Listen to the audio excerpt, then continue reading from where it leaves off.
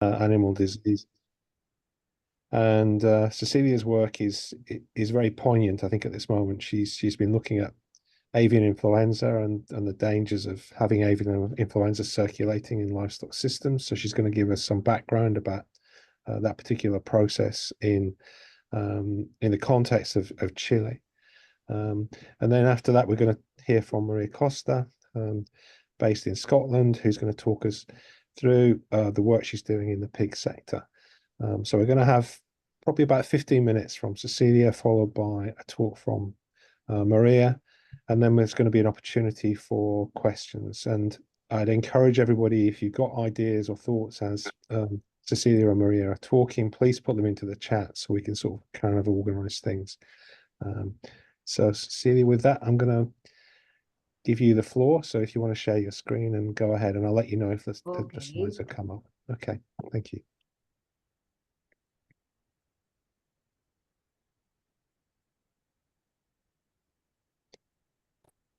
Okay, that's coming through. It's okay. It's not yet in presenter mode, but that's it. Yeah, you're ready to go. Thank you. Okay. Well, thank you very much, Jonathan, for your introduction, and thank you for the invitation to participate today. I'm very happy to be here today. Well, as Jonathan just said, I am going to talk about a result from a paper that we just published that it's called Exposure Practices to Animal Origin Influenza A Virus at the Animal-Human Interface in Poultry and Swine Backyard Farms. This is a research that we performed in Chile in the University of Chile.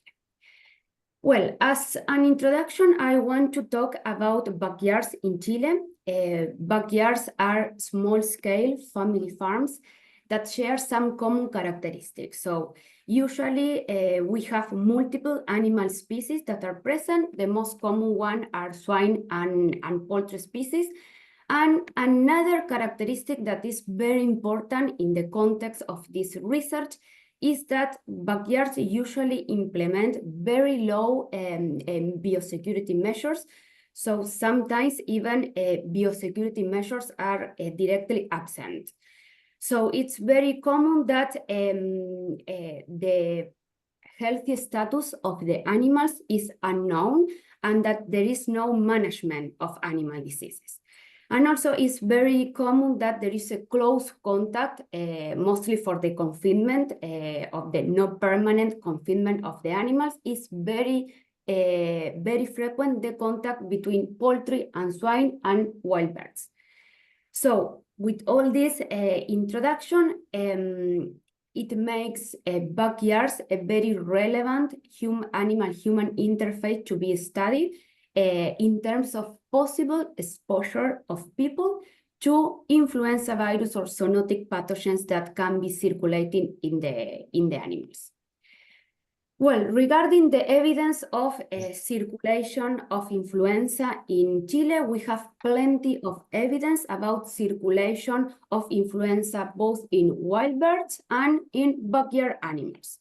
Regarding the circulation in wild birds, many studies had identified a great diversity of influenza subtypes in wild birds from wetlands in the north, in the center, and in the south of Chile too. And regarding evidence in backyard animals, also there are many studies, and some studies talk about prevalence up to 45% at the farm level. And all this evidence that I just shown is previous to the emergence of high pathogenic avian influenza H1N1 in our region in South America, where the first cases were reported in Colombia in October 2022. Since then, we had cases in wild birds, an unprecedented number of cases in wild birds associated with high mortalities, and also cases in poultry from the commercial and the backyard area. Also a lot of mortalities in marine mammals, and we had 2 zoonotic cases. One of them was in Chile that was associated to contact or to exposure to infected wild birds, and the other one was in Colombia, in a person from a backyard, and in the backyard there was antecedents of infection in poultry.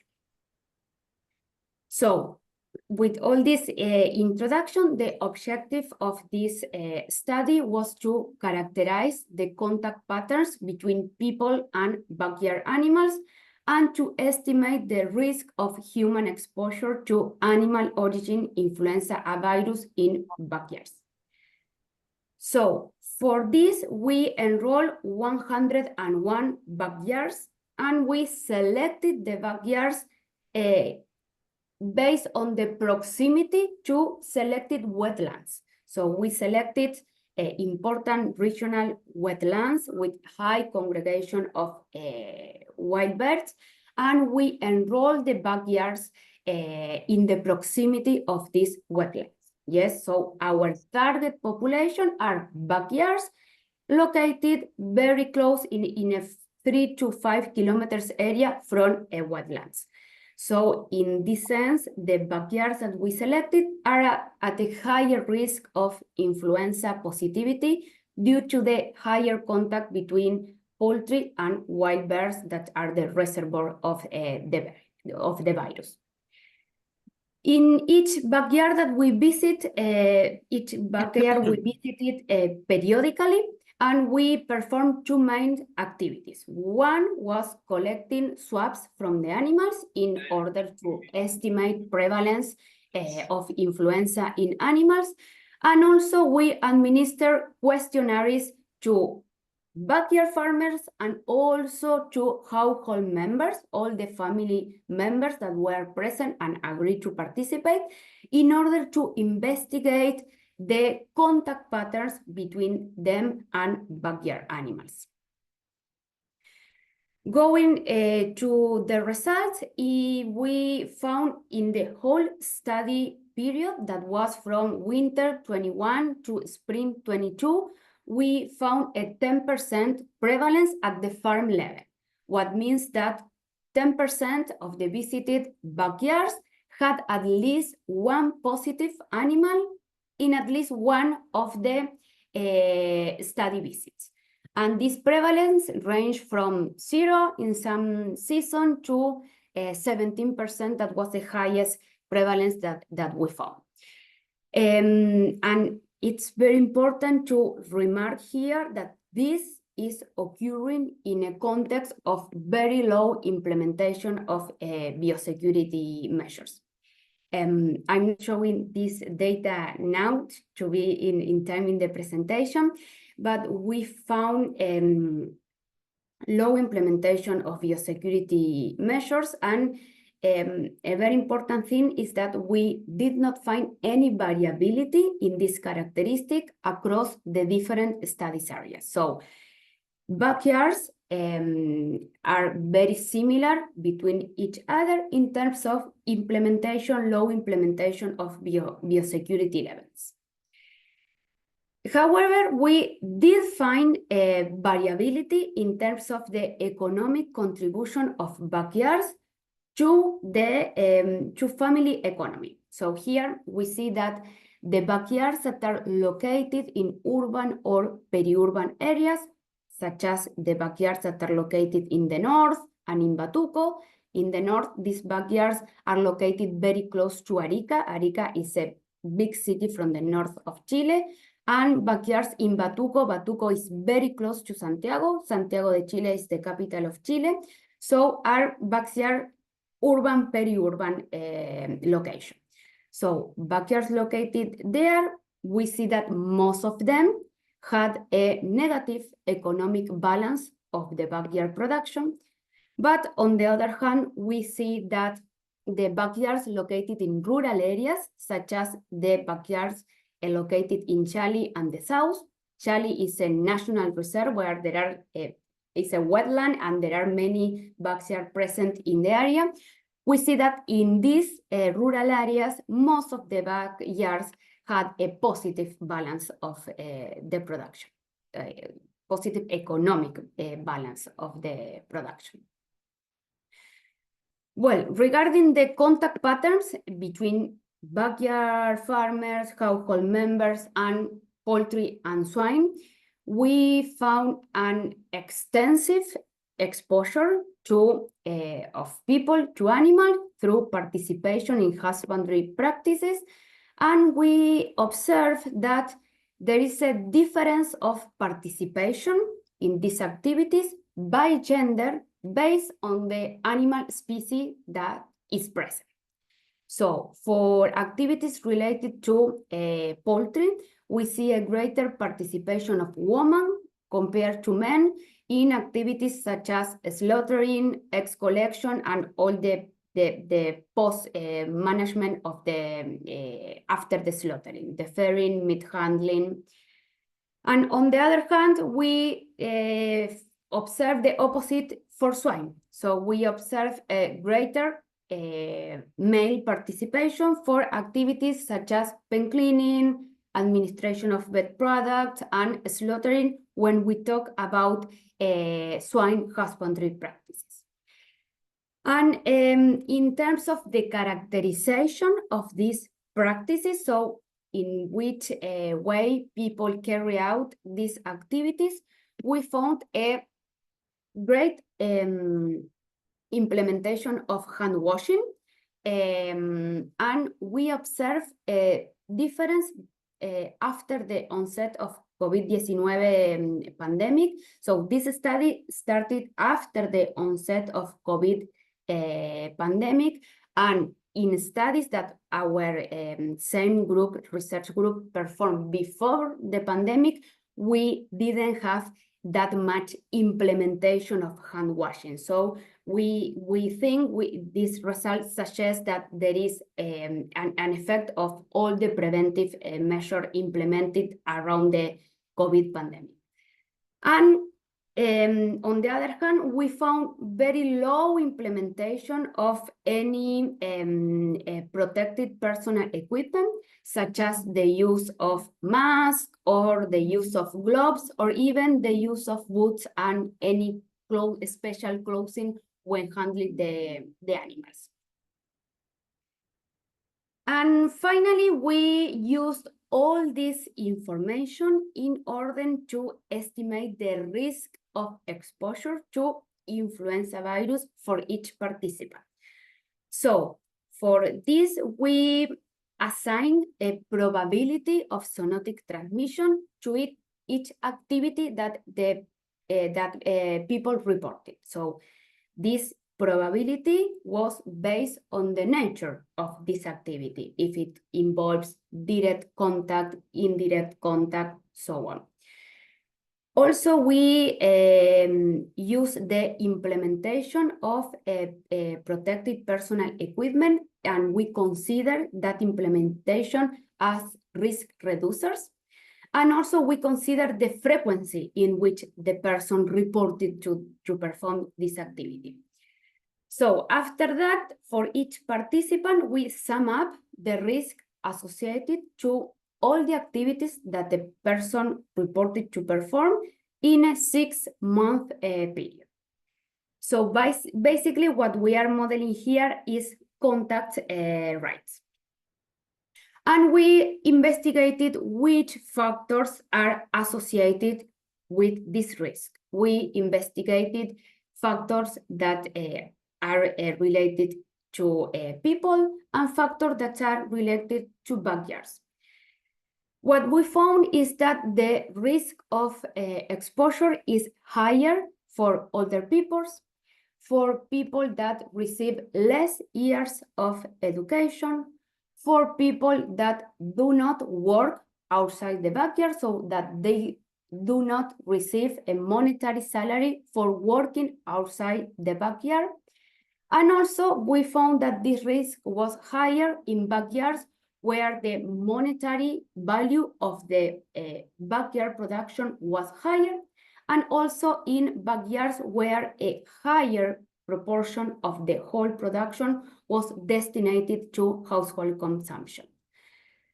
So for us, this information is very valuable because we know that the risk of exposure is not constant across all the household members.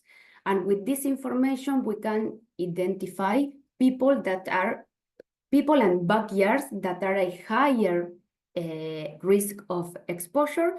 And those are the people and the backyards that should be a priority for awareness campaigns, educational programs that intend to prevent exposure to zoonotic pathogens in these farm settings. Well, and as final conclusions, we found an extensive contact between people and animals in a context of very low implementation of protective personal equipment. We also found circulation of influenza virus in backyard animals in a context of very low implementation of biosecurity measures. And we found that the risk of exposure to this zoonotic pathogen is not constant across all the family members.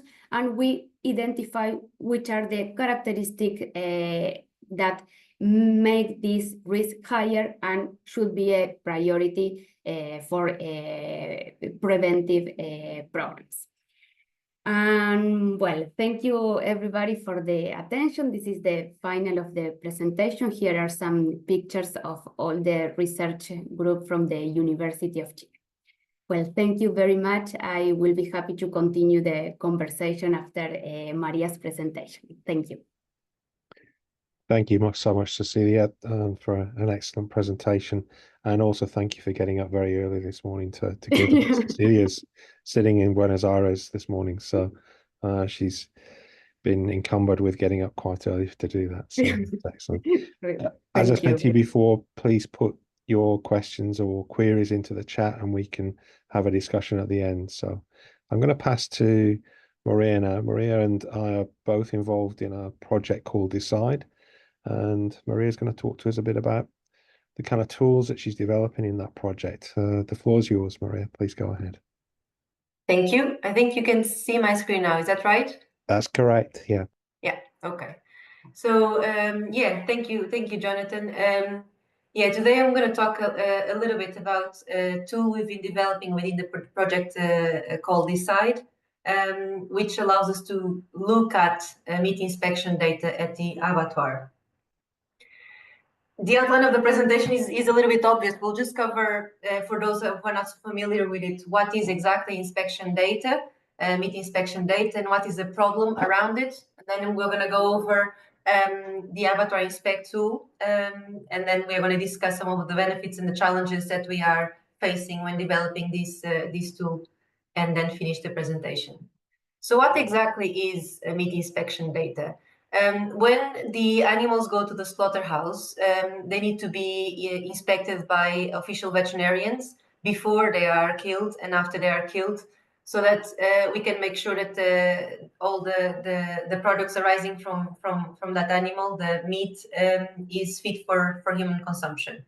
So these are official requirements according to the EU law in the UK, and in most countries there's some sort of legislation that requires inspections to be made by official veterinarians, and this data is collated in a systematic way, not just for pigs but for other species as well. Why exactly? I mean, looking at this data is we have lots of indications of what is happening on the farm in terms of the health and welfare of the animals, and it will let us understand whether this meat is going to be fit for consumption or not. With the information that goes at the end of the slaughter day, this should be fed back to the farmers so that the farmers would know what is happening with their batches. If the official veterinarians at the slaughterhouse detect a high number of pneumonia or a high number of abscesses, all of this information should be fed back to the farmers in a form called food chain information, or FCI, and so that they would have information on the batch today, and they can compare with the information they've received from previous batches. And then the farmers are also supposed to send some information to the slaughterhouse so that the official veterinarians are aware of the overall health status of the pigs before the slaughter. The problem with all of these, especially for those meat inspection data taken at the slaughterhouse, is that it's not, I mean, it's still largely paper-based. It will depend a little bit on the regions, on the technology available in each slaughterhouse, and on the countries as well. It's largely data from each batch, so the farmers may get the data from each batch at the end of the day or at the end of the week in a letter or in an email, or they might receive a phone call from someone at the slaughterhouse if they are particularly concerned with any batches in particular. But there is largely no benchmarking over time, and this is key for what we want to do with the tool we're going to present today.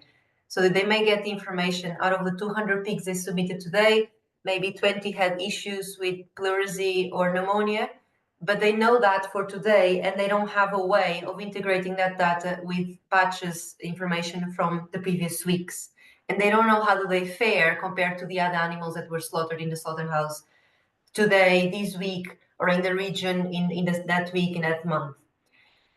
There's also lots of jargon accompanied with it, because the inspection results are usually just annotations made by the veterinarians when they are doing their official inspections, and they can be very technical because they'll be telling there's osteomyelitis or any kind of infections in the bones in different areas of the body, but this is not necessarily translated into some meaningful terms that the farmers can understand more easily. And so, because we've been a part, we in SRUC have been a part in a pig health scheme for many, many years, there's a very close collaboration with industry, and we've always known that these data had these sort of problems, and we've been wanting for some time to develop something, a dashboard, where we could more easily look at these kinds of data for the whole industry and for individual farmers.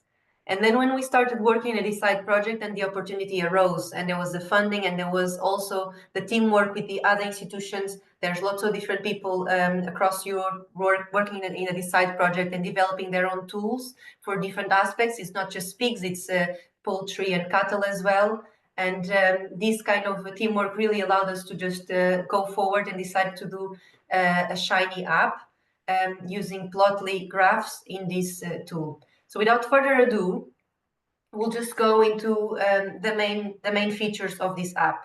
One, it uses meat sanitary inspection results. These are count data, so we don't have the overall population data. We just know out of the animals that were killed in that week, how many had condemnations, full carcasses condemned, or partial condemnations like legs and heads condemned. We don't know what's the proportion of the animals that had that over the overall population. And then we try to create different tabs that will show different statistics of these data. I left the link there because you are free to go and check. We have this website now with mock data. The data that you will see is not real. It is based in real data that we use to put this together, but it's not real. When you go on the website, this is what you see first. You'd see an upload data. This is the mock data set that I was telling you about, but you have the option of uploading your own data. The reason why we decided to do this way is, of course, GDPR reasons. We cannot put any sensitive data online for people to access it. But if we just create synthetic data, you'll be able to see it. And seeing it will allow you to change your own data sets to the required format for visualization in here. So technically, you can go in and upload your own data set. We're not going to have access to it. It's just an interface. And then you can see your own data using the same app that we have here. When you go on to the basic tab, in here is what you'll see the overall condemnations for the whole industry. You have full condemnations, which is basically when a carcass is condemned in full. You have partial condemnations when it's parts of the carcass that are condemned. It could be just part of the organs, the head or a leg. And you have the sum of these two different types of condemnations. You also have a feature to select the range of years and months that you want to see.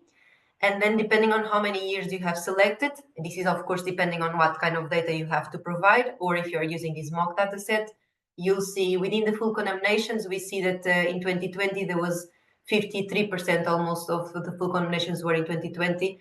and then 2021 had 47% of them. And the same for partial condemnations, and then naturally the sum in the total condemnations. When you go and you scroll down, you will see a breakdown of the main full condemnations in the selected time range. So in here you can see that there's multiple labels, different categories for what we could see. In here, for the data set that we were looking at in that selected time range, we see that suspect pyemia and multiple abscesses is the main reason for full condemnations. But then you also have the breakdown for the partial condemnations in the selected time range. And in here you see that the pleurisy is represents almost half of all the partial condemnations here. Now, there is one comment to be made here that we'll just see later on, and that is the different kinds of labels and categories that official veterinarians use changes largely. It can be even within one slaughterhouse, different OVs, different official veterinarians will have different labels for the same thing.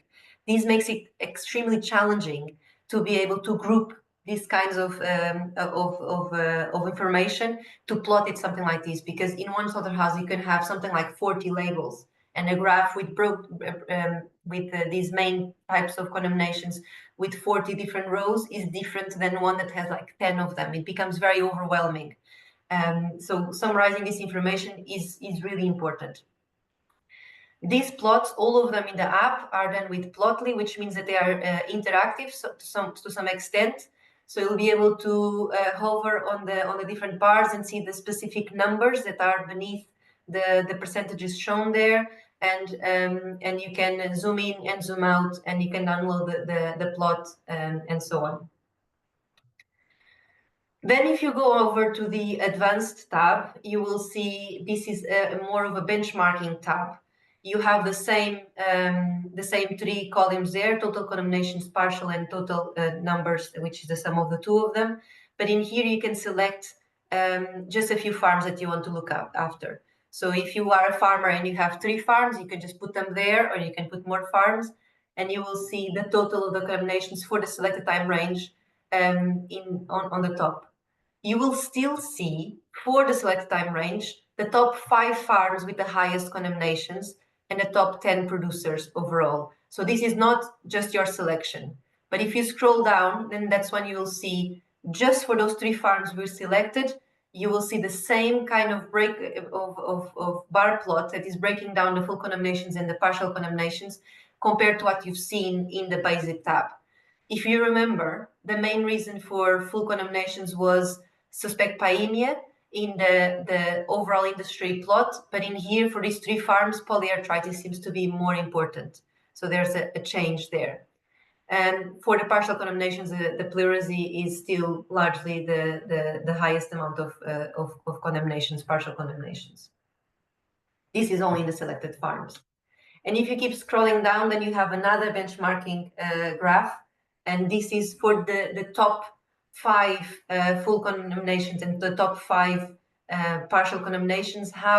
What's the breakdown between the 3 farms we were looking at? And in here you can see that for the polyarthritis, all of the 3 farms have some condemnations for polyarthritis, but the Happy Homestead farm is the one that has the highest amount of condemnations there. And you can see the breakdown for the other ones. All of these plots, again, interactive, so you can see the actual percentages for each one of those farms within each bar. And then finally, we have a time series tab, which has different views: basic, advanced, and expert. And there's different algorithms contributing to these. And you can select the conditions you're looking at. In this case, we are looking at an example of an erysipelas-like lesions. And you can see that over time, I think this is represented in weeks. Over time, you can see that there's at least this big peak here, and then a second one, and then one later on. But if you decide to click on the alarms, it will use 3 different algorithms. Holt-Winter's QSUM and QSUM, I think it's 95% and 99%, to tell you whether the data that we are seeing has some alarms being raised compared to what we would see normally or not. You would see yeah, you would see over time, some algorithms will work sometimes and others will not work as often. It depends on the thresholds we've defined for the different algorithms. And also some of them, like the whole twinters, have some more, will be able to tell apart the influences of seasonality and other issues with the data that we are seeing. Obviously, a view like this is not suitable for all users. We cannot have farmers coming here and looking at this, because usually it requires some more understanding of what's beneath these algorithms to be able to interpret it properly. So this is one of the issues we have with this app so far, is that we don't have yet the different user profiles that would allow us to develop the targeted views for different kinds of users. But overall, if we look at an app like this, there's lots of benefits. And the first one is that it's an app and a code that will be accessible and customizable for different stakeholders and different people involved now in the DECIDE project. But later on, I think it's an intention that when the project is over, that this will just become accessible for anyone that would like to use it. It is free because we're using R and Shiny and Plotly, all free to use by anyone.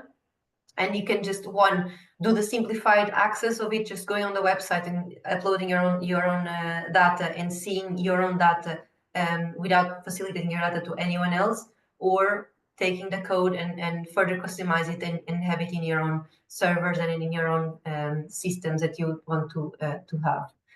Once this has real-time data being fed onto the app, you'll be able to have real-time analysis and the automatic generation of alarms as well. So this has a real purpose for surveillance that can be explored and further refined and developed here.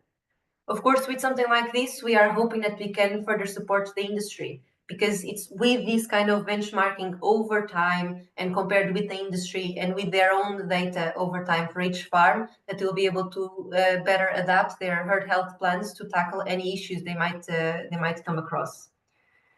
And there's the potential to extend this app not just for pigs, but for other species, because we are looking with labels for meat inspection, which can be quite similar across the different species.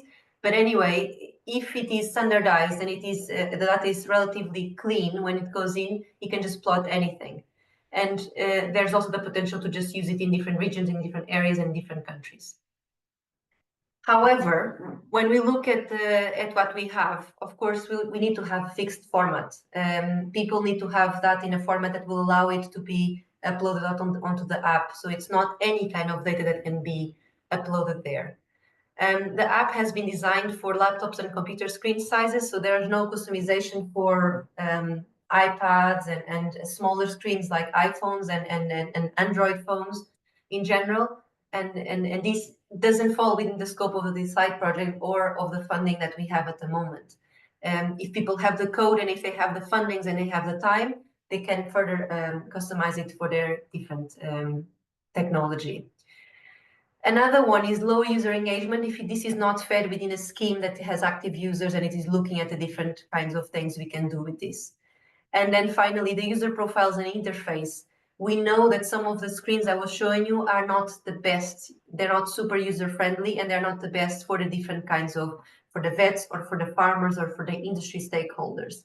We need to adapt them to what would be the preferences of these different groups, so that they can use it better, and we can use it and develop these to suit their needs.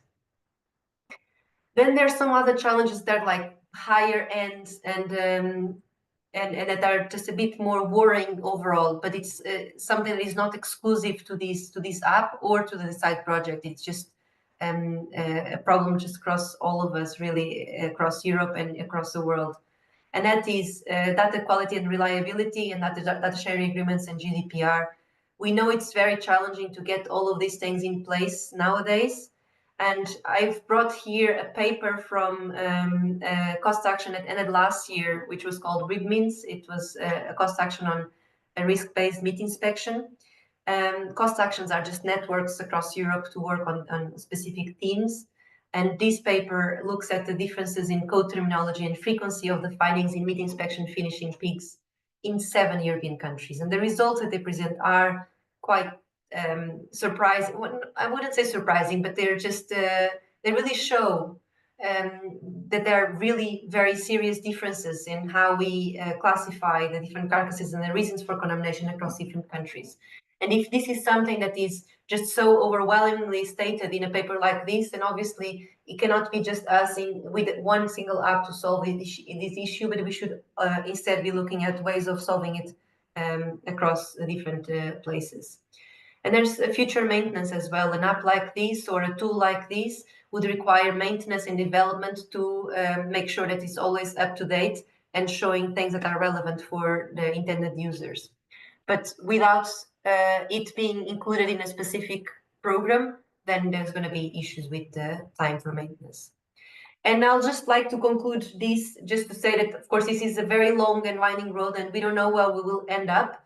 But in general, abattoir data visualization and tools of this sort, any kind of tool to visualize data from the farm as well, would be useful for surveillance and the management of the livestock industry in general, with feedback for the users across all different areas.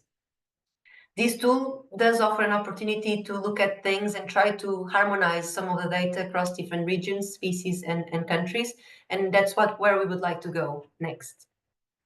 I'd like to thank the team involved in doing this work. I see some of them are with us today: Suhib and Jorge, Andrew and John. Thank you so much. Without you, this wouldn't have been possible. And of course, the DECIDE project for funding this work. Thank you, Maria. Great presentation again. The interesting topic. Do we have any questions? If you want to raise your hand, please go ahead. And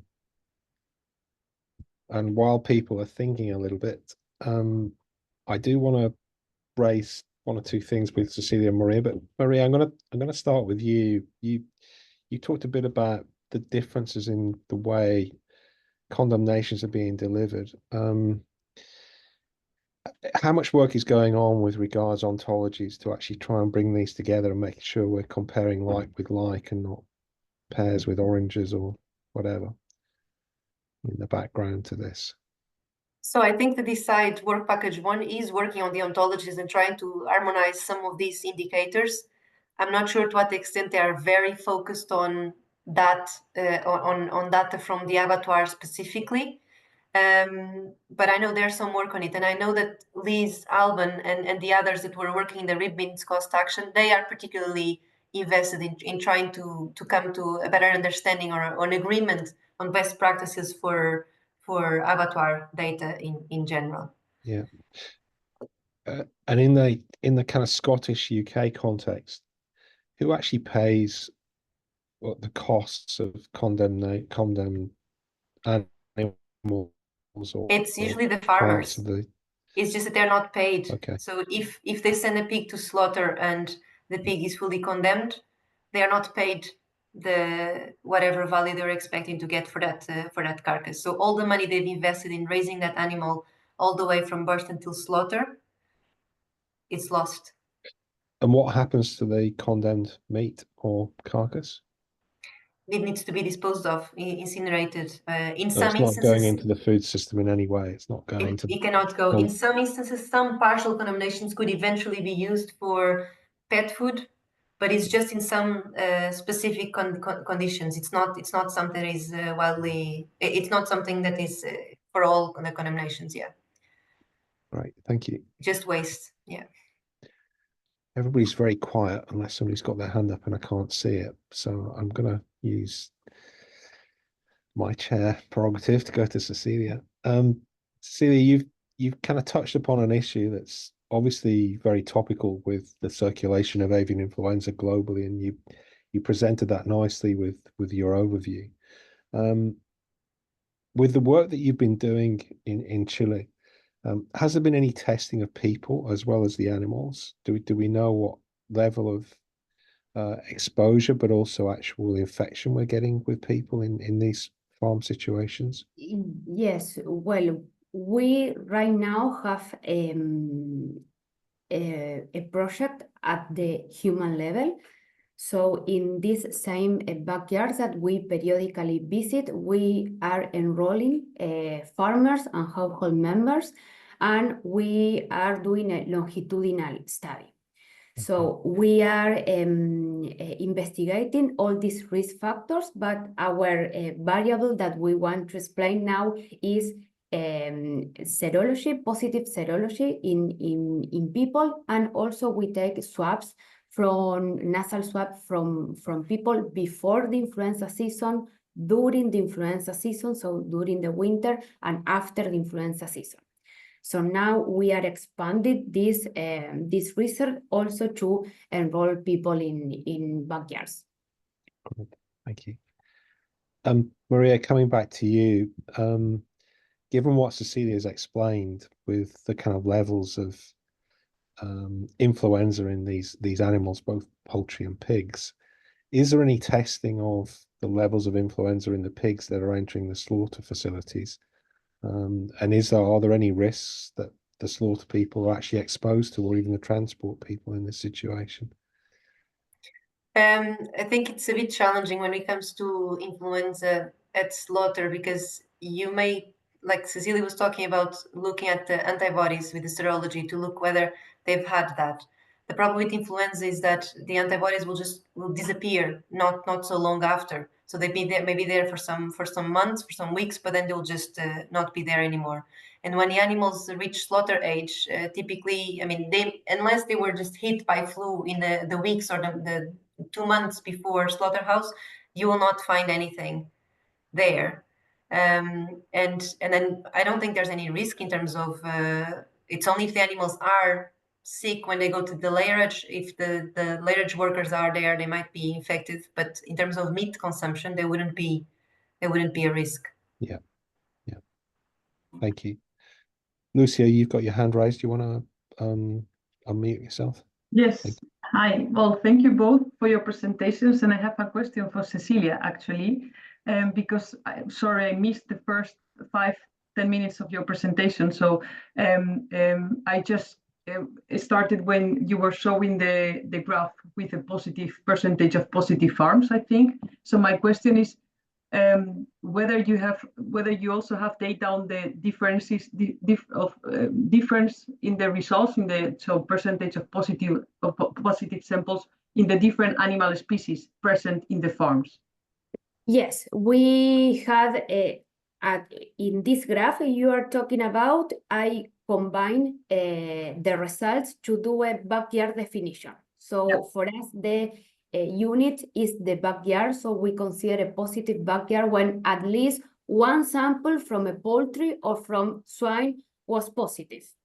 Mm-hmm. But going forward to see in which species what more frequent, we have a very few positive nasal swab from swine. We have one positive nasal swab over 400 nasal swabs.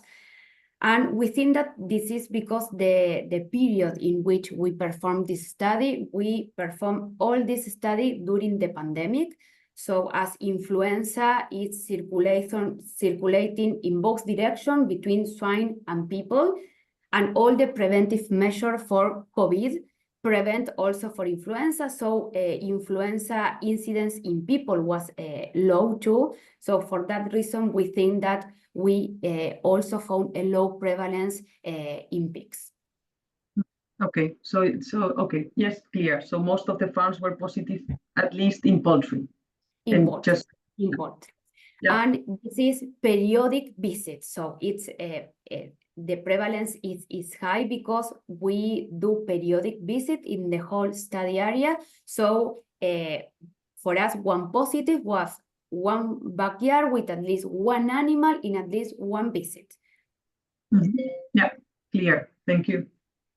Thank you. Great. I don't see any more hands raised. So I'm going to start to close the session. A big thank you to Cecilia for presenting her work, and also to Maria for everything that she's pulling together with regards the slaughter data, the surveillance process, and thinking about how we make best use of that. There are obviously challenges there, Maria, with regards how we get that back into a format that people want to start using more carefully. So I think there's big issues there. I just want to acknowledge that we're running this on behalf of the DECIDE project, EU H 2020 project. There's lots of things going on around this space, so we will be doing future seminars. I think, Mike, perhaps you could just say when the next one's planned and who the speaker's going to be in a minute. And also the Global Burden of Animal Disease project, which is actually looking at how we systematically estimate the burden of disease in terms of loss of production and expenditure in veterinary medicines and veterinary services. So, Mike, when is the next seminar, and who will be speaking at that? Yeah, thanks, Jonathan. So at the moment, we haven't got one planned. We tend to try and do them by quarter. So hopefully maybe one by the end of the year. It'll be moving into 2025. In terms of identifying speakers, we've got a couple who have shown interest, but if anybody's got suggestions or has anything to present themselves, just feel free to have a contact GBADs@liverpool.ac.uk, or anyone on the SAD team. If you want to contact Margarita, we can then put that together and hopefully have another suggestion for the presentation. I think one of our planned speakers is Ilias Kyriakos. I think he's going to talk a little bit about the data that he's pulling together recently in his recent publication. Yeah. So with that, thanks everybody for attending, and thank you so much to Maria and Cecilia for your great presentations. Yeah. Okay. Thank you very much to everybody. Thank you very much. Bye. Thank you. Bye-bye. Bye-bye.